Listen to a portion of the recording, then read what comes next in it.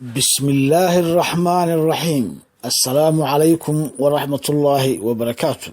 دمان أصحابتا أينو صاحبك كنا هاي براها بالشدة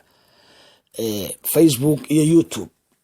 وحان إدين صومرين يا سلام ديران هودا مركا أوه رئيسا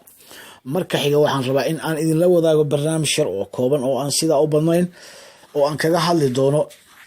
arrimaha soo kordhay iyo eeda aadka u weyn ee dusha laga saaray ninka loo yaqaano Cabdimaalik Muuse Coldoon waa waliye Cabdimaalik Muuse Coldoon ama samafale sida aad u taqaanaan oo isagu shalay soo dhigay ama ku soo qoray bartiisa Facebooka qoraal uu kula hadlayo gabadha la xiray ee abwaanada Naciimo Qorane oo iyadu ka laabatay Muqdisho kadibna lagu xiray Hargeysa haddii aan bal in yar oo kooban faala idinka siiyo horta Cabdimaalik Muuse Coldoon shalay muxuu ahaa samafalo ahaa dadka xanuunsan u gargaara Soomaalilandnimo aaminsan Soomaali weyna aaminsan taaha iloobin shalay markuu xamar imaanay kuma oran waan ka soo tagay Soomaaliland oo waan ka soo go'ay kuma dhihin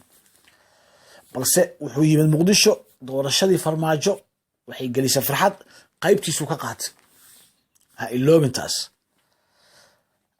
dib ugu noqday Hargeysa waa la xiray hal la xiray maxuma markii la soo siiday wuu cadeeyay inuu yahay nin Soomaaliland ah una dhashay haddaba ha iloobin Soomaalilandnimadu waa dadka haybta degta ama beesha dhexe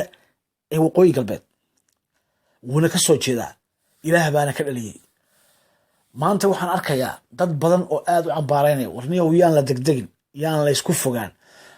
Muqdisho anuu sida uma sii akhrin laakiin dhowr qodob ayuu soo qaatay markaan Ilaahay ka cabsano waxba ka jira oo aan run isku sheegno Muqdisho hadda maanta waxa ku shaqeeya qaranka Soomaaliyeed haddana wali baa ku jira Muqdisho wali saafi ma aha Garowe waxa la yiraahdaa waa meeshii hooyadii federaalka saafi ma aha waa qabiil dhalay iyo qurun Muqdisho waa qabiil dhalay iyo qurun Kismaayo waa la mid Cadaada waa la mid Hargeysa waa la mid Laascaano waa la mid war Soomaaliya been la isku sheegin intaba